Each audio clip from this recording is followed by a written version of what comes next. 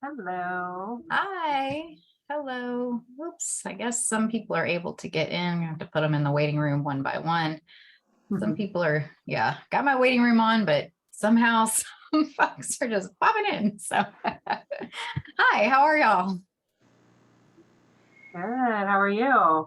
I am doing well. Um, so thank you so much for showing up a little early and for just making time to be on the panel. I'm going to just I have a little slide with your names and what I think is your current position and titles. So let me just show that to y'all now, and you can let me know if I need to make any changes, if that is okay. So please let me know if that is correct or if there are any updates. Can you hear me okay? Yes, I can hear you great. Okay. So it's healthcare services and community and professional training. They keep changing my my Okay. titles. Yeah. Community And and professional. No longer community education. okay. Now it's healthcare services and professional training. Gotcha. Okay. Thanks. Of course. Professional training. Okay. Is that okay? Yes, thank you. Okay. Of course. Thank you, Margarita. And Allison, does everything look okay there? Same. Thank Great. you. Okay, no problem. All right, let me just monitor the. Wow, I'm not teaching on Zoom this semester, so I've kind of forgotten how to use it, which is awesome. Okay, there's Emily. Let me let her in. Like a refreshing problem to have. Mhm, exactly. It's nice to see you again, Margarita. Nice to see you too. Hi, Emily. Are you ready Welcome. for the holidays? I'm Hello. so ready. I keep waiting for the turkeys, like at the farmer's market. Like, is it ready? Can I order it? When is my turkey? When does the turkey arrive? Well, there's a turkey shortage at Oh, Vaughn's. uh-oh. There was this whole outbreak that they had to like, yeah, so there might be a turkey shortage. So FYI. Mm-hmm. No. Hi, Emily. So I have just a slide here that I'm going to put up at the beginning of the panel. So thank you so much for being here, first of all. Yes. It's really delightful to have another alum on the panel. And so would you mind just checking to make sure I'm accurate on the slide here, if everything looks okay to you? Yes. Perfect. Okay, great, great. And we have another person, Marilyn, who Allison and Margarita, y'all may remember her from last time. She's going to be here, but she just may be a few minutes late. So I will keep an eye out for her. And in the meantime, oh, yeah, I don't know why some people are going into the waiting room and other people are not. Oh, the joys of Zoom.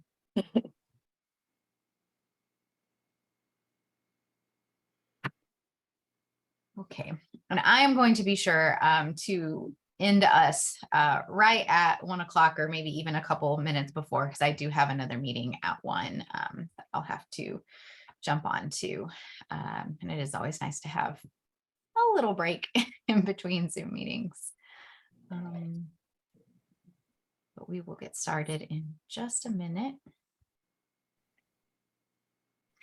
Can't wait to hear what you've been up to, Emily. It's been so long. A lot. A lot. Good, Yeah. good.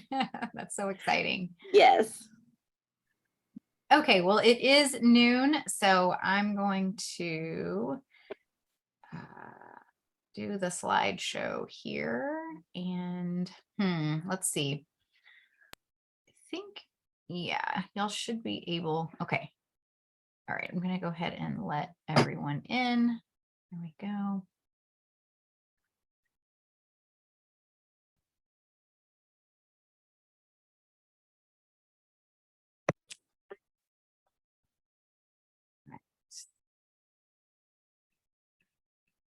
Letting folks in.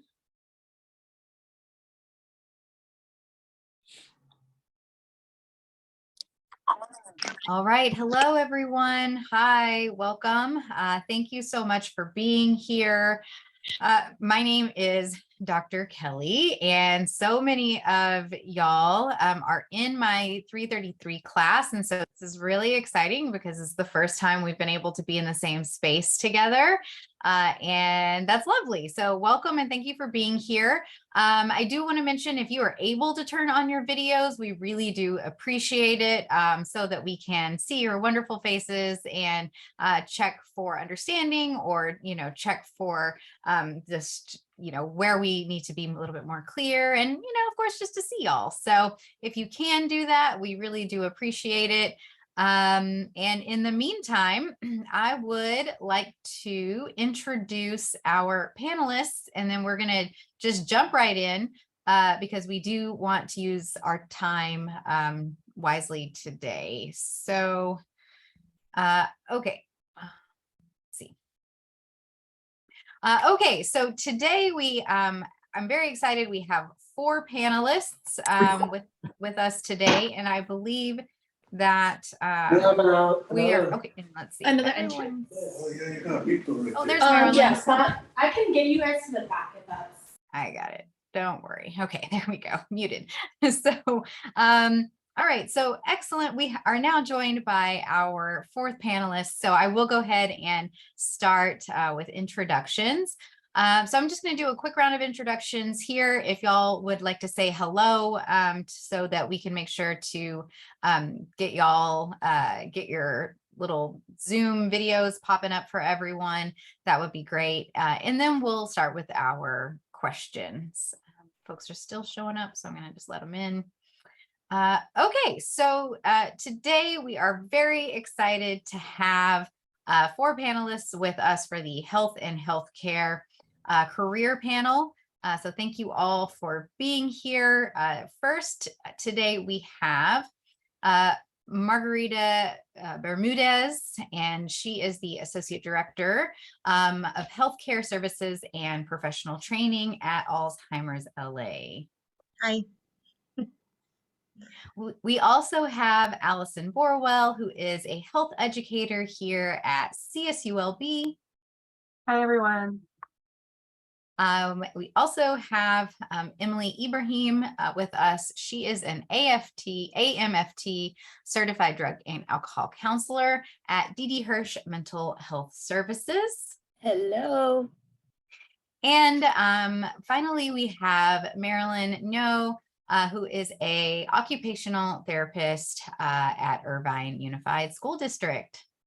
Hi, everyone. Okay, welcome. Okay, so to get us started, and we don't need this anymore, so let me unshare. Okay, there we go. Okay, so to get us started, I am going to just ask a few questions to our panelists. And for these first few questions, or for the first question, we'll go around the whole panel. And then in the preceding questions, anyone can kind of just pop in and answer as you wish. So, first, just as a matter of introductions, again, if we could go around the panel and if you'd please tell us your name, your job title, and a little something about where you work. And Allison, we'll start with you. Hi, everyone. My name's Allison. I am a health educator at Student Health Services at CSULB. So as I'm talking about what I do, I'm also doing a little plug for our service because I work for you. I am here for you on campus. If you haven't used Student Health Services, I highly encourage that you do. I'll first just talk about Student Health Services a little bit. It's a fantastic health clinic that's available on campus, so it's conveniently located for you. It's also low cost, and we don't go through health insurance. So if you don't have health insurance, you can receive quality health care. If you do have health insurance, we don't go through it, so you don't have to deal with co-pays. And then also, if you're on your parents' health insurance, you don't even have to deal with them possibly knowing that you're going to the doctor, right? It's completely separated, completely confidential. We've got doctors, nurses, x-rays, all kinds of stuff if you're not feeling well or you get injured. But we also have our pharmacy. So I have some students who are like, I'll never need any of that. I'm fine, I'm healthy, I'm good. Or I like my primary physician, that's great. But our pharmacy is fantastic. We sell everything at low cost. So it's much more affordable than like CVS or Rite Aid or anything like that. So come see us. So that's all I'm going to say about student health services, but I could ask more, answer questions. I could go on and on. Now, as far as what I do in student health services, I work in the Office of Wellness and Health Promotion. So I oversee a group of peer health educators. If anybody here is looking for opportunities for next semester, we're going to start recruiting soon. In my department, we teach workshops on health behavior. So we talk about nutrition, sexual health. We talk about alcohol, tobacco, and other drugs, sexual assault prevention, bystander intervention. And then I also have another program that I facilitate called Body Positive, where we explore body image. I love my job. I love what I do. Come see me anytime. Thank you. Thanks, Allison. And yes, for any of y'all who are anxious about your 470 internship, I know that we have had 470 interns do the health peer health educator positions for their 470. So if you're interested, reach out to Allison. Okay, Margarita, how about you? Hi, so I'm Margarita. I am a macro social worker. I am the Associate Director of Healthcare Services and Professional Training at Alzheimer's Los Angeles. So I work on the other end with seniors, with older adults. We're a nonprofit that helps families that are affected and touched by Alzheimer's disease and dementia, which is a very stigmatized disease that nobody wants to talk about. So I started in the community education, and then we'd tell people, just go see your doctor, like Allison, just go to the clinic. And that's not enough. Okay, great. I have a dementia diagnosis. Now what? Now what do I do? So I work with the social workers and case managers within the health plan. Okay, well, who's the family caregiver? Okay, well, are they okay? Are they getting the services that they need? Are they supported? Are they stressed out? How do they even deal with all of this situation that they're now as caregivers dealing with? So that's basically what I do. And the nonprofit, it's a nonprofit, so all of the services are free for families that have been touched by memory problems. Thank you, Margarita. Emily. So my name is Emily Ibrahim. Let's see, my job title. So I'm a therapist one bilingual, and I'm currently working at D.D. Hirsch Mental Health Services, so another nonprofit. And basically, we are out there in the trenches, so in the community, serving the populations that are either experiencing homelessness, co-occurring disorders, substance use, some severe mental health.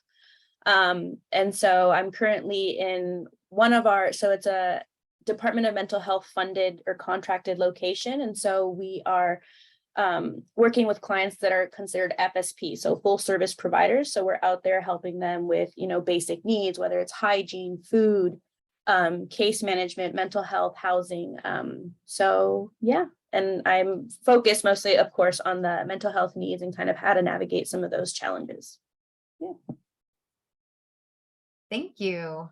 Marilyn. Hi, everyone. My name is Marilyn, and I am an occupational therapist. I work with the Irvine Unified School District, and we support throughout the district at different schools, starting with the Early Learning Center, which is the preschool, all the way to the adult transitional program. And I'm assigned at a elementary school where I work with kids as young as the transitional kindergarten all the way to 6th grade. A lot of my kids are in the autism program with mild to severe autism.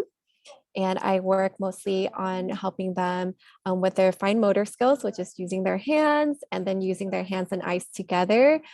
So that can be, addressing how they write with letter formation or writing on the line, as well as using their hands together for like cutting, doing crafts. And then I also collaborate a lot with the teachers, the special education teachers, speech therapists, PT, adapted PE, and the psychologists as well. Thank you. Thanks, Marilyn. All right. So for this next question, I think we'll go backwards. So we'll go Marilyn, Emily, Margarita, and then Allison. So tell us a little bit about how did you really come to find your position? What drew you to this particular area? Yeah, so just to occupational therapy in general, like I knew I always wanted to work in healthcare. And when I was doing undergrad, I actually studied human development at Cal State Long Beach. And I think this really helped me kind of like explore different areas and see what fit me the most. So I did a lot of shadowing and observation. I shadowed, I think like a physical therapist. I did like pharmacy, and I did physician assistant, and occupational therapy was something that really was up in my alley because it kind of relates back to human development, where it touches on all those areas of like arts and development, the psychology and all of those things. And it's helping people, across the lifespan really be able to participate in the areas that is most important for them. And occupational therapy can look so different depending on the setting. And we focus a lot on activities of daily living. So that can involve anything you do throughout the day, whether it is, working, it is, getting dressed in the morning, being able to shower, cook, participating in those activities was important to me. And so I, found that this career is very rewarding in that sense because you help, someone might have delayed development, they might have a stroke or something that impacts them and creates a barrier for them it creates a barrier from like participating in those activities. And I think for me, like I wanted to help people be able to do those things that for typical people we find so easy, but for those who experience, a challenge, like a health condition or an accident of some sort, like it can be really challenging for them. And I think helping them break down how to do those things is really fulfilling for me.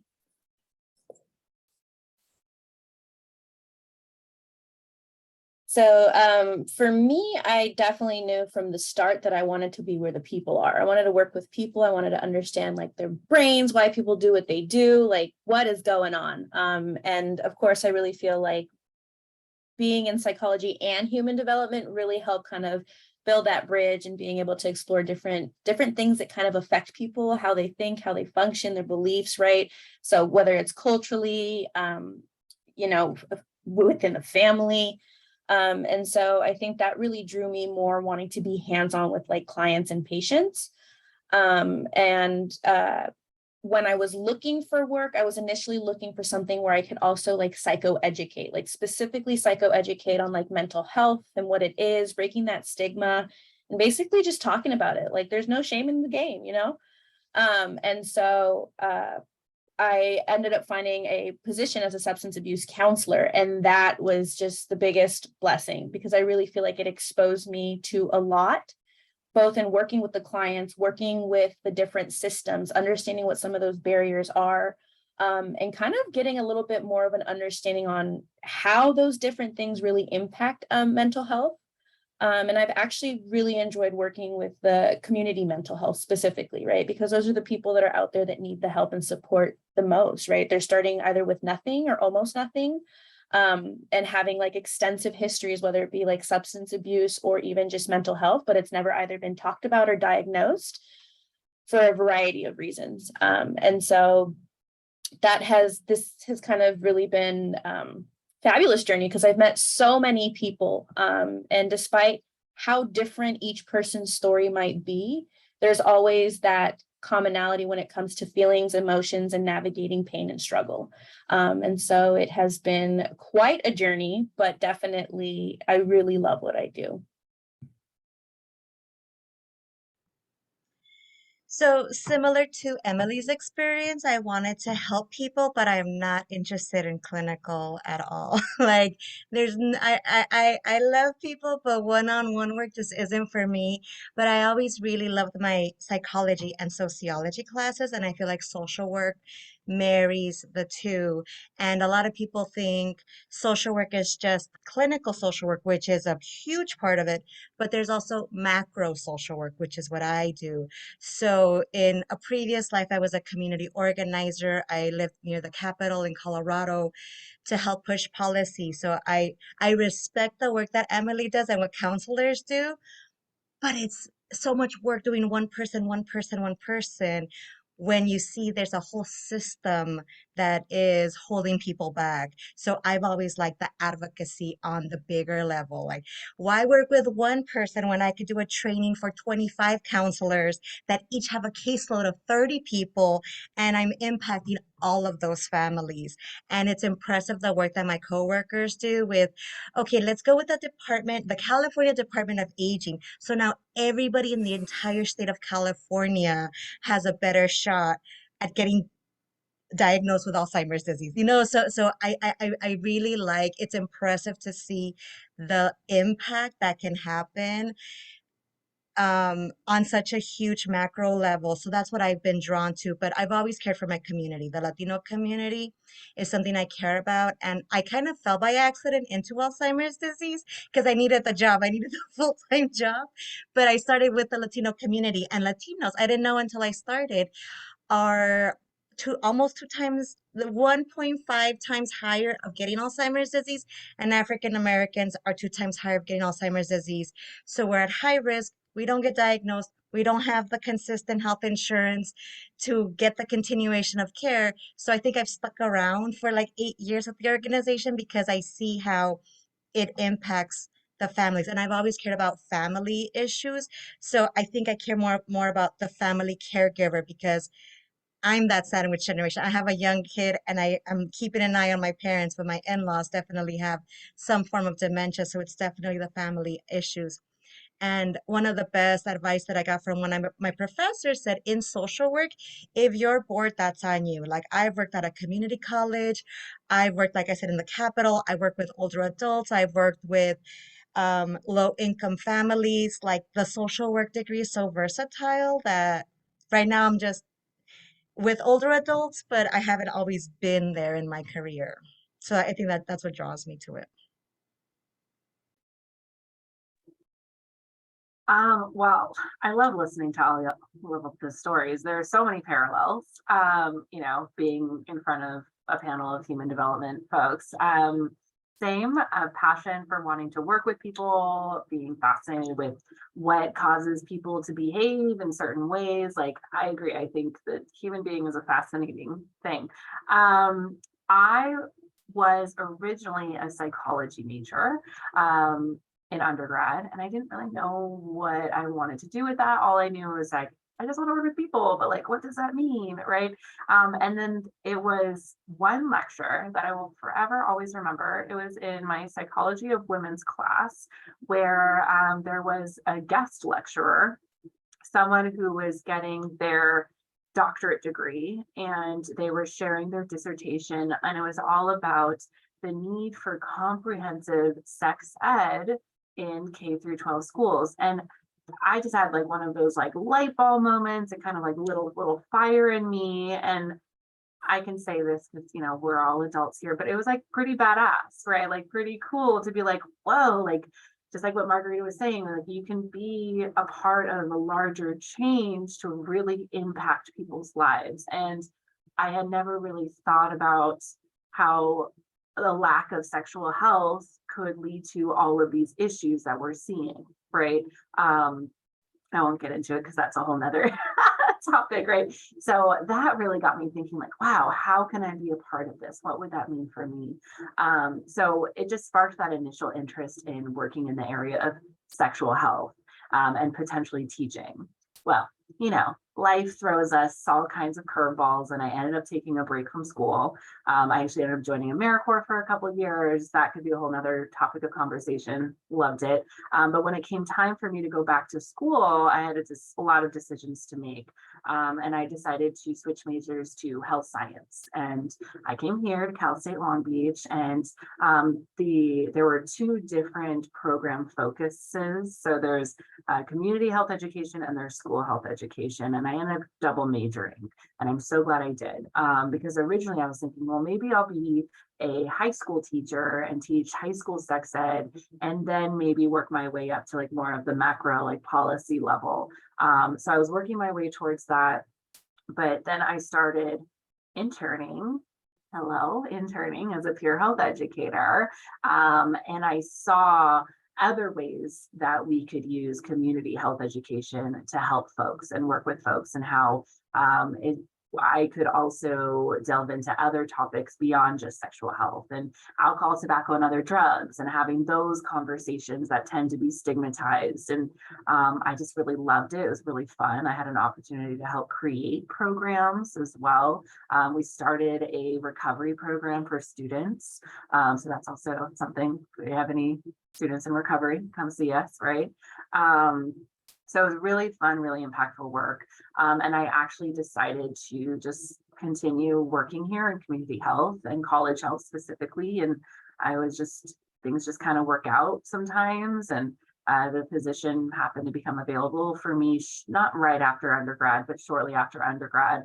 So I was able to start working here. And then while working here, I pursued my master's in public health, and I've been able to kind of go from there. Where I'm going to go next, I'm not sure, but I just like to share that, yeah, it's hardly ever a straight path. I don't know a single person who just like knew what they wanted to do, went to school for that, and then did it and then retired from it. It's just kind of just going with it, the flow, and being open to opportunities. So, thank you. All right. Thank y'all so much. All right. So now I'm going to just kind of open it up. So with these questions, you can chime in as you want. Don't feel like you have to answer every one, but if one calls on you in particular, then feel free. So I want to talk a little bit about education and preparation, and then also touch on a bit of what Allison was talking about in terms of your journey. So how did you get to your current position? So if you could if anyone would like to talk a little bit about what kind of prior experience, either academic, educational, or real world, do you feel was really important in preparing you for the job that you have now?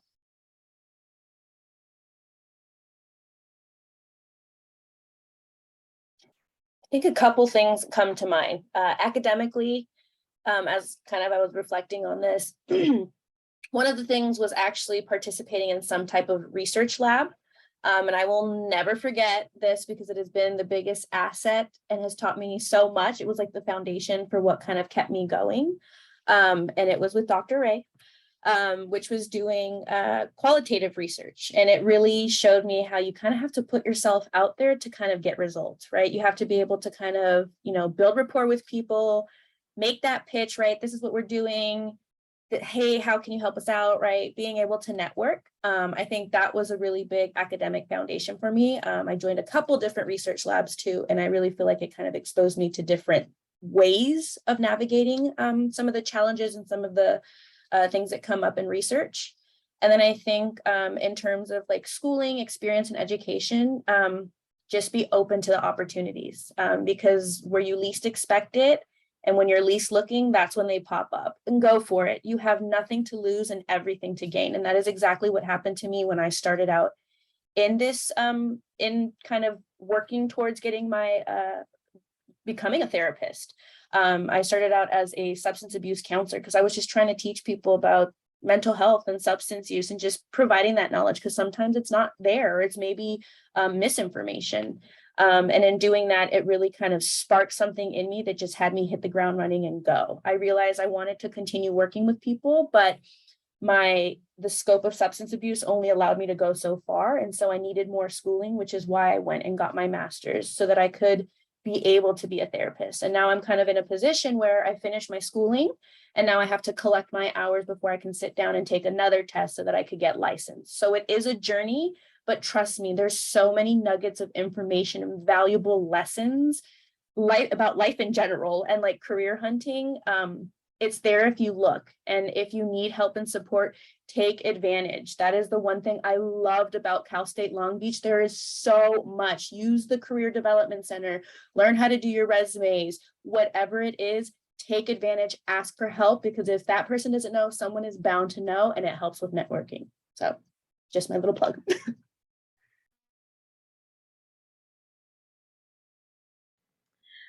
Yeah, I agree with Emily. So I didn't go to Long Beach. I went to Dominguez Hills, which is like the sister Cal State in the South Bay. So my undergrad was in human services, and I definitely took advantage of all of the benefits. I was in all the TRIO programs. I did McNair, and that helped me get to my master's degree. And I would say the biggest thing, as much as people hate it, it's internships, because by the time I graduated with undergrad, I already had things that I could put in my resume, even though I didn't get paid for it and I'm paying for this, it's free experience. And as an intern, you get a lot of flexibility. Like you get to try different things to see if you like it. And in my graduate program, they made me go out of my comfort zone, which I appreciated, but it just either confirmed or maybe like challenged me. Like I think I know what I want to do, but maybe I didn't realize this was it. But off the bat, I already had some. And if you stay in the same area, then you start collecting references, then you start collecting connections. I'm when I moved back to California, because I did my graduate in Colorado, restarting from scratch was hard, but at least I had my resume to help me. And so I just had to like jump around, but definitely take advantage of the internships. I see that the professor is like putting into, like, I know it sucks. It's like, I don't, when do I have time to do that? But it helps build your skills and it helps put something on your resume. And that's how professors know who you are, for letters of recommendation, for to put on your all of those things definitely help, because compared to other people, you at least have something that you could put in for those jobs. I'll just echo what's already been said really quickly. Like networking is so invaluable, but networking in a really genuine way where you're just building genuine relationships and just stay in touch with folks as much as possible.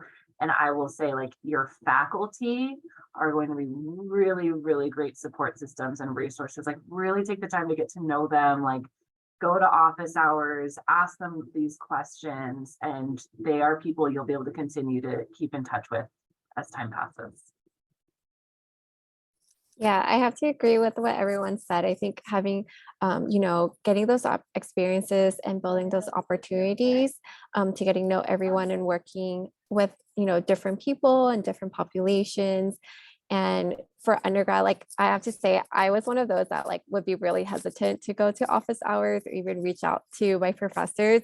But in grad school, like I totally made the change and made sure like I built that connection to my professors, reach out to them and have questions, because it is a time for you to learn, ask questions. And like my professors always emphasize that there are no stupid questions, because we're still learning, we're still growing, and it's okay to ask questions that might be silly, but it's better than assuming what you think and getting that help that you need.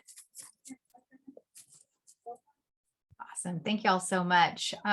So just to go back and hopefully answer one of the questions that popped up in the chat. And let me just say that there will be time for questions at the end. So if you do have questions, folks, just hang on to them, and then we'll open it up for the panel. So but before we move on, if everyone could just, just real quickly talk about what credentials, educational degrees, licenses, or what have you, do you have or were required for your current position? That way we can kind of understand the levels of education and what's necessary for your particular positions. Yeah, so to become an occupational therapist, before applying to grad school, you do need a bachelor's degree. And right now there's 2 avenues. So you can get a doctorate in occupational therapy or master's, both are entry level. For myself, I have a doctorate because that was the school I got into and really wanted to go to. So once you complete your program, that involves typically 1 to 2 years of like academics, and then you typically have a year of they call it field work, where it is in-person rotations, and you have about 2 of those where they are 12 weeks long. And then once you graduate, you have to take a board exam. And once you pass that, you can apply to the state that you plan to work in and get your license.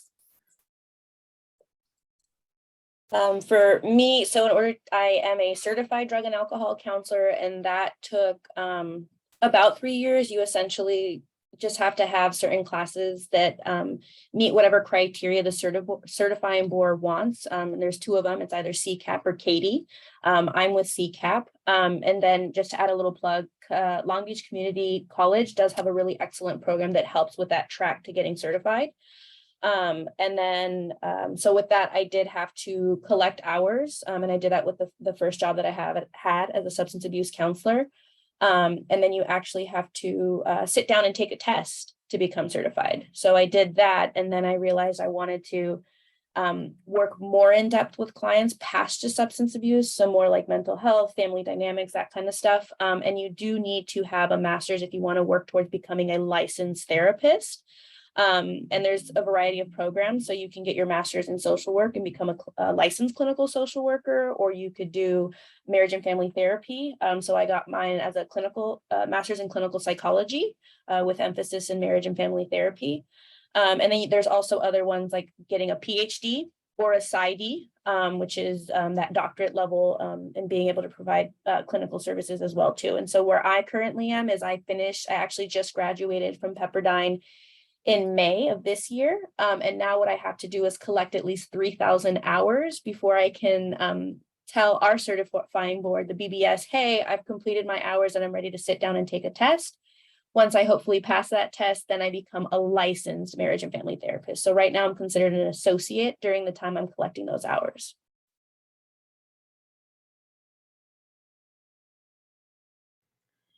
So because I'm not a licensed clinical social worker, I don't have any certificates, but I also don't need to complete any hours or do any tests. I know my coworkers that do care counseling, that do one-on-one work, they do a lot of hours. They do supervision with a certified their supervisor, and then they do tests. But I just have a social work degree, but I do macro, like I don't do one-on-one clinical work, and that was fine. That was enough.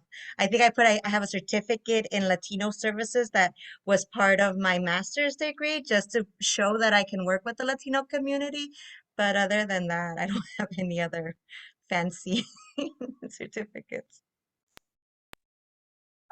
For the field of health promotion, it's kind of like a buffet of items that you can choose from that like aligns with what you want to work in. So for me, I have the letters of my MPH, which stands for Masters of Public Health.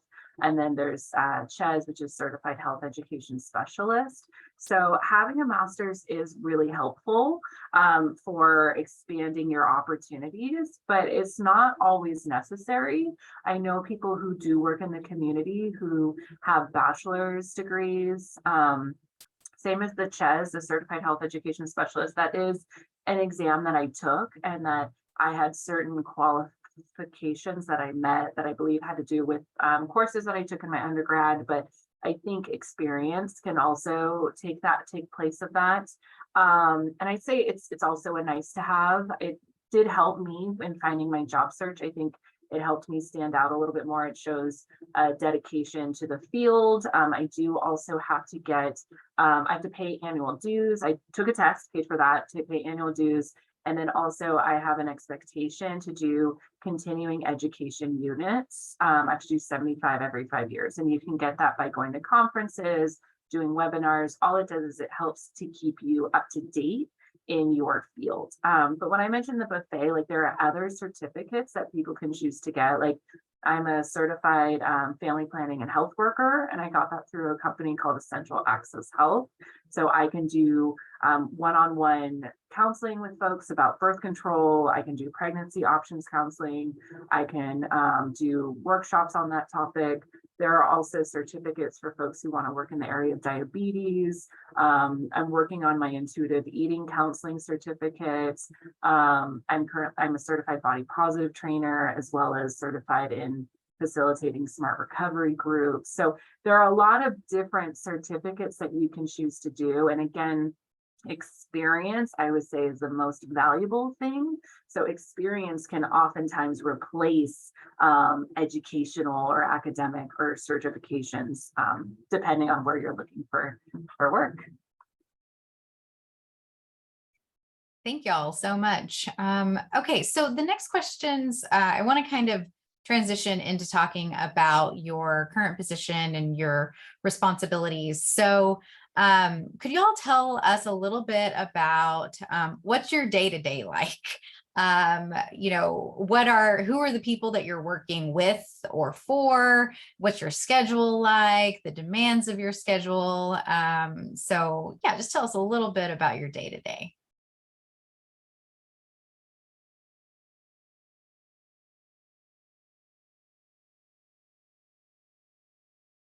I'll jump in here.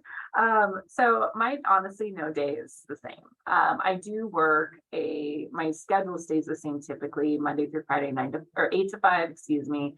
Now I do flex my schedule sometimes because sometimes I work in the evenings for events or do presentations like in the dorms, meeting students where they are. But I would say on a day-to-day basis, I've got my typical office duties, staying on top of my emails, checking in with my coworkers. I do have my own office within Student Health Services. So I have a team of 3 other health educators, a couple health education assistants, and then I supervise 6 peer health educators. So even that alone, just logistically checking in with everybody, setting up meetings with my peer health educators, checking in with them. It's mid-semester evaluation time. As far as other aspects of my job, I do a lot of time training my students for them to facilitate programming, but I'm also backup for them. I spend a lot of time facilitating my body positive groups. Each group is about 1.5 to 2 hours, and then planning is 1 to 2 hours each week as well. And I teach 2 of those. So a good portion of my time is dedicated to that. I'm also on call always for students who want to do pregnancy testing. Then I do pregnancy options counseling with them or tobacco cessation counseling. So yeah, no 2 days the same.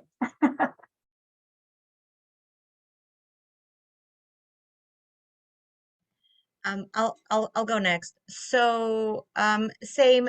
My job is pretty Monday through Friday, 9 to 5 or 8:30 to 5 because that's where professionals work. Um, so it's not the same either. I think because we're a nonprofit, we're grant funded, so it just depends on what the grants are, what the needs are. Like right now, we are really busy doing dementia care specialist training. So for the entire month of October, we're doing like 12.5 hours for case managers and social workers in a health plan that want to become like what Allison was saying, the certified dementia care specialist, that you work specifically with those members. So the last 2 months has been developing the PowerPoint, working back and forth with my boss to like fine tune it, and now it's delivering it, and then mentally preparing for next year, like how do we promote our referral services? How do we promote our support groups? How do we promote our classes to the family? So because we're a nonprofit, we all like help each other out, but it's the same. No 2 days are the same. We're a team of 2. It looks like it might be bigger, but like professional training is a team of 2. So sometimes it's filtering through the requests for professional training from community partners, checking in on our community partners, and then doing some advocacy when the opportunity arises. Thank you. Thanks. Okay, so I want to move on to the next question. And again, y'all just jump in as you see fit. What would you describe as the main challenges of your job? Is it mainly mental, physical, emotional? And then also, what do you like best about your job? I would definitely say some of the challenges, of course, it can be sometimes mentally tough, especially when you have maybe that challenging client, or they're in a situation where you want to see them succeed so bad, but you can't control it because it's really up to that person. So that can be challenging, but I think if you have a really good support team, that could be helpful. And I think the other biggest challenge I've experienced, and it's pretty sucks, that's why we need more people like Margarita, is the systemic issues, right? So being able to find people housing, which is almost impossible. It's hard. It takes years, right? And so having to really validate and really support our clients during that time, whether it's their basic needs, whether it's funding, whatever the case may be, I think that has been one of the biggest challenges. And then sometimes, working in nonprofit, it can be hard too, because funding is kind of grant-based. It comes, it goes, it kind of fluctuates, right? So being able to kind of move with it. And definitely one of the best things about the job is that I get to meet so many different people. And the hope is that I can at least maybe plant that seed or give them some type of hope or give them something to keep them kind of pushing. And so I absolutely love working with people and having them smile, even if they might be going through a really tough time, being able to kind of be that hope or be that light in that moment. So that's my favorite part. So I think for me, working in a school, one of the most difficult things is navigating parents, because parents may have high expectations or put a lot of demands and requests. So it's kind of finding that middle ground where you're able to, let them know that you have their kids' best interests at heart, but also setting down your foot and letting them know that what is most appropriate, especially like in the school setting. Another thing is behaviors with the kids who are in, the autism programs. There is a bit of adjustment, especially for the younger kids who, have not been in school for a while, or when they have a longer weekend break, they come back and they're not acclimated. So they're a little off, and navigating and finding, the interest in what works best. And some days, just kind of like us, we have good days and bad days, and they have good days and bad days. And sometimes you just kind of have to roll with the punches. I think something that I love most about my job is just, seeing the kids, and when I go grab them from the class and seeing how, their faces light up, they're excited to come out to the session with me, or seeing them really meet like some of the goals that I have for them, as well as being able to work with such a great team and collaborate and learn from so many different disciplines. Thank y'all. Excellent. Okay, so I want to transition again to talk about prospects and kind of going back to career preparation. So what kinds of skills or competencies are necessary for your day-to-day job?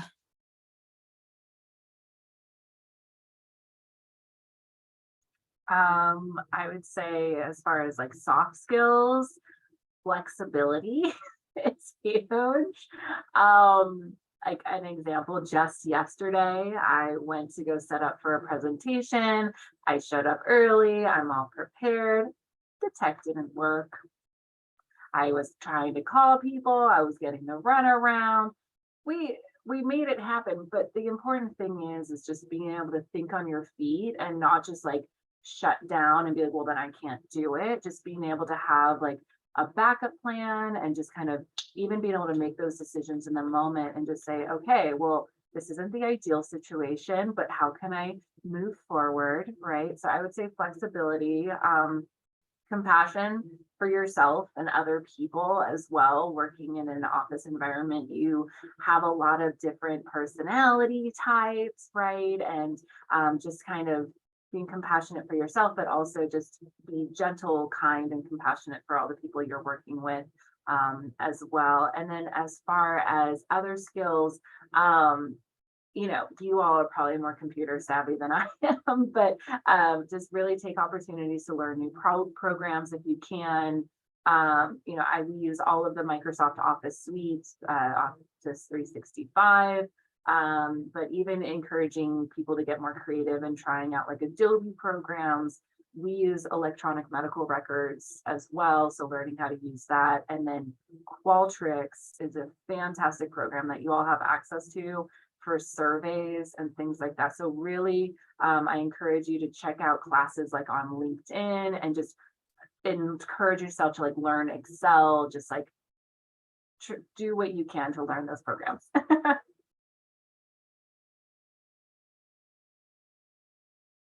Yeah, I would agree with Allison being able to use, like the different programs. Like I use Google Sheets to help me stay organized because I have like a caseload of like 45 kids. So I have to keep all of those information in a way that I can manage it. And especially with scheduling, because I do like I have to see those kids throughout the week and being able to see that visually because I'm such a visual person and I have to be organized or I'm just going to forget it or it's just going to go under my radar.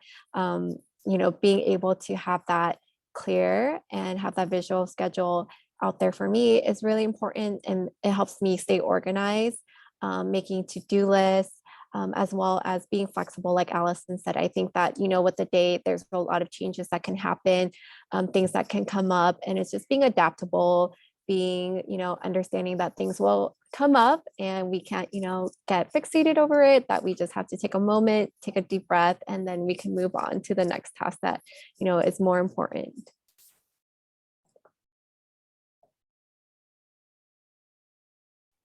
Great. Thank you.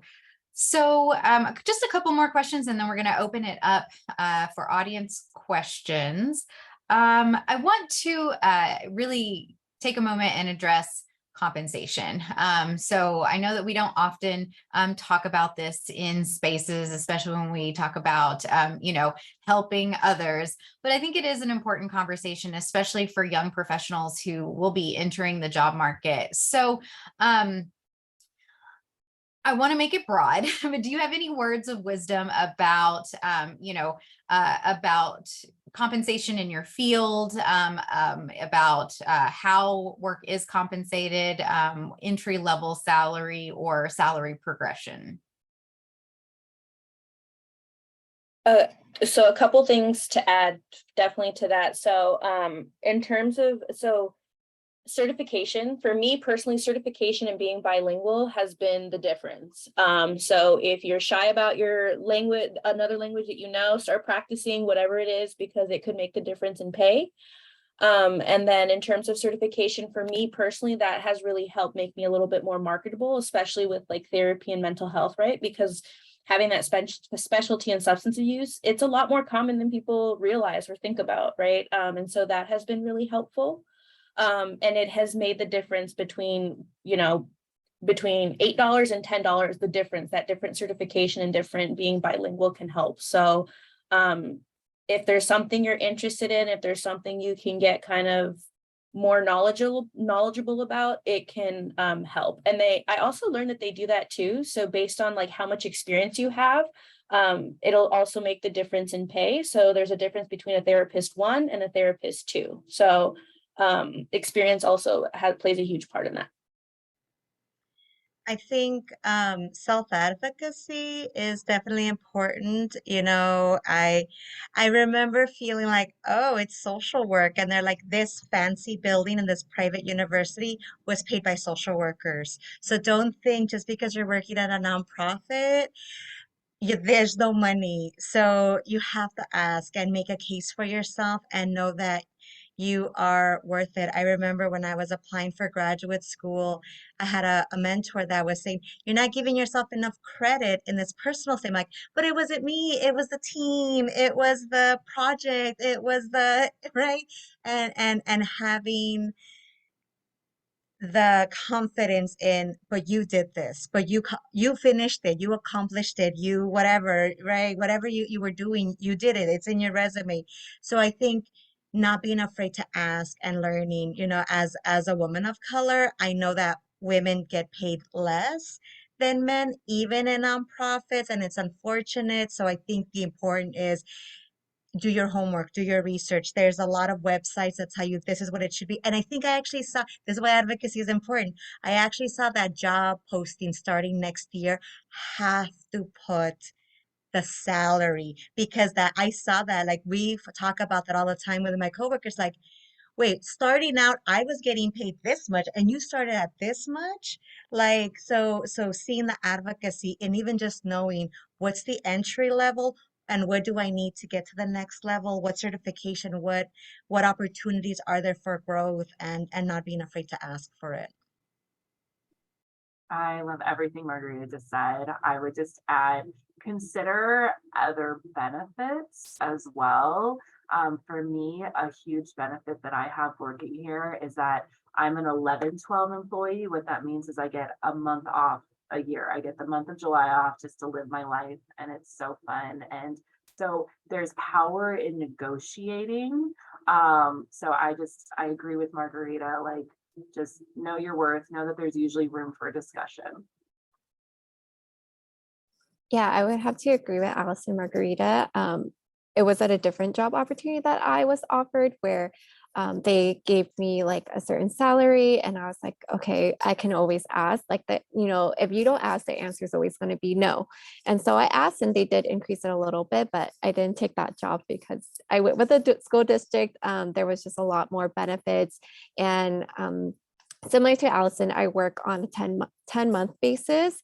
So my salary overall is like a little bit less than what your average therapist would make who works 12 months out of the year. But that 2 months of vacation, spring break, winter break, it's a really nice perk, especially if I want to, I plan to have a family in the future.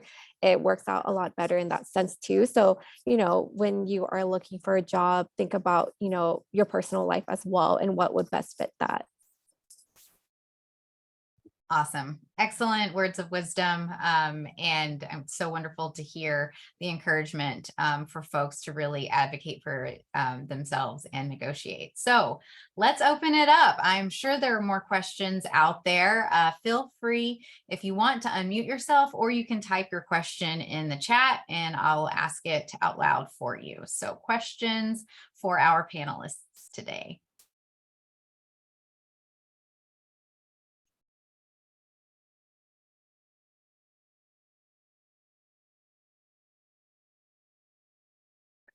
Okay, we have a question from Arlene. How do you take care of your own mental health?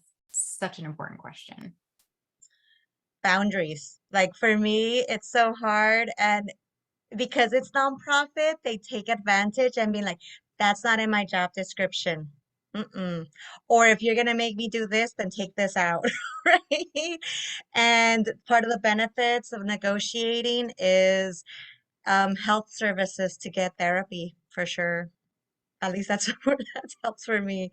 And it's harder, and I know it's harder to do than to say, but that's been a biggest thing for me. Like I just can't take more because if you say yes, they will pile it on. Yeah, I think, oh, sorry. One thing for me is that I don't check my email after work hours. It's really easy to fall into the trap of just like responding to parents or team members.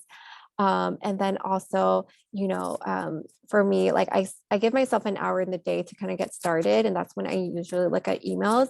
And if I happen to get a parent's email right away, I will not respond because then you're not setting boundaries where you're letting other people think that you're always available. So I usually give a day, 2 at most to respond. So that way, you allow yourself time and then they have the expectation that you will get back to them 1 to 2 days rather than immediately. I would say if you're able to take time off, do it. I think too many people don't use their vacation time. I'm taking a self-care day tomorrow just for the fun of it. Just because I'm like, I've been working a lot, I've been feeling really physically run down. And then with that, I would say just like prioritize the work-life balance as much as possible. And that is also something you can negotiate with your supervisor as well. I have a lot of colleagues who have children. And so they're able to negotiate their work schedule so they can like drop their kids off at school or leave early for soccer practice, right? So that is equally important for your life. And then for me, one of my hobbies is crafting. So I really throw myself into that. I learn new things every day. I learn how to crochet. So so just doing that, and definitely I think my own personal therapy, that helps too, right? Being able to kind of address your own stuff, because sometimes, especially in this field, it can get very murky with, is that mine or is that theirs? And so just taking care of yourself and taking care of your own mental health for sure. So adding fun, I think fun is important, laughter, spending time with people you love and enjoy, you know, taking it easy, because sometimes it's okay. Awesome. Any more questions from the audience?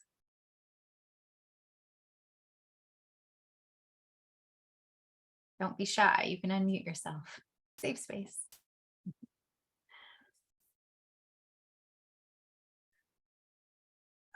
Okay, well, if there are no more questions from the audience, then I'd like to just end today by asking y'all, where can students learn more about your field or your position or your line of work? How can they educate themselves or like learn what the next steps are to pursue your particular field?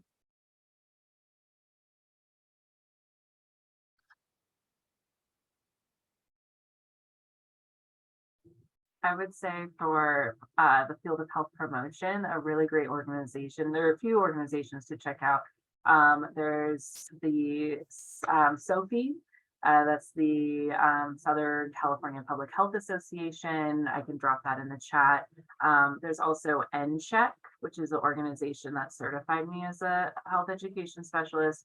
And then also just put myself out there. You're always welcome to email me directly and ask questions, and I'll drop my email in the chat as well.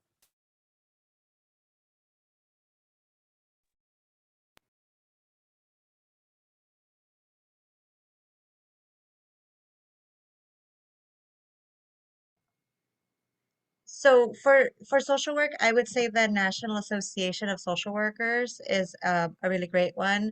They have different ones for the Latino social workers, the African American social workers, but this one is just like the general one, and then you could go down that rabbit hole of like specific professions. Yeah, I would say the same here as well. There's the American Occupational Therapy Association that gives you a lot of information about the different areas of occupational therapy and the different programs and where to get started as well. And then a good way to get experience is just to reaching out to different facilities, whether that be outpatient or hospitals, and there's usually volunteer opportunities, so you can shadow an occupational therapist or other therapists and kind of get an idea of what the profession is about. And then for becoming a therapist, definitely there's specific associations. So either for like social work, there's CAMPT, which is for marriage and family therapy. And then if you're really interested in kind of looking at the nitty gritty of like how many hours you need to complete and stuff like that, that would be the Board of Behavioral Sciences. So they have plenty of information. And then it's just a matter of kind of figuring out, you know, what you think you might be interested in. Like, do you want to specifically work with families? Do you want to be kind of like on the macro, micro, all those different types of levels? So just kind of doing your own research to figure out, like, do I have a specific area I want to work in or with? And even if you don't know specifically, testing it out doesn't hurt either. Absolutely. Thank y'all so much. And the perfect opportunity to test out one of these fields is, of course, your 470 internship.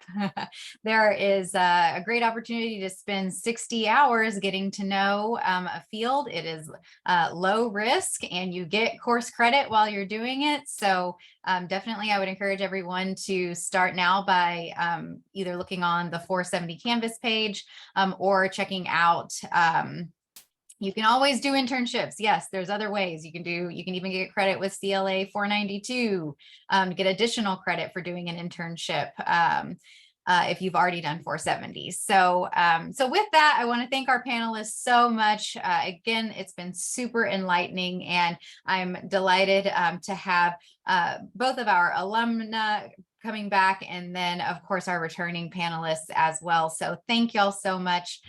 We do really appreciate your time. And yes, and there, of course, you can do internships outside of a class, and that oftentimes is really encouraged within the field as well. So thank you all very much for your time. It's been wonderful. Thanks, class, for being here. And for those of you who are here from 180, really appreciate it. Thank you. Thank you. Thanks, everyone.